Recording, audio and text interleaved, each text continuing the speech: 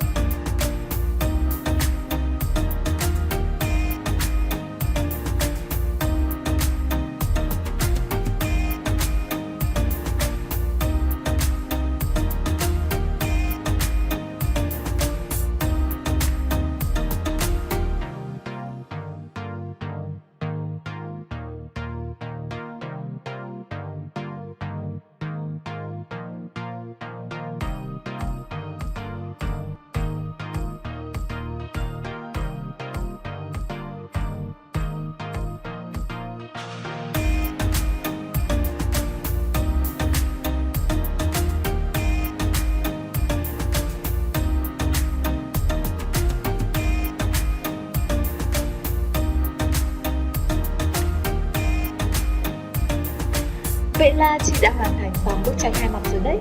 Rất là đẹp phải không các em? Các em nhớ nhấn like và đăng ký kênh để đón xem những video tiếp theo nhé.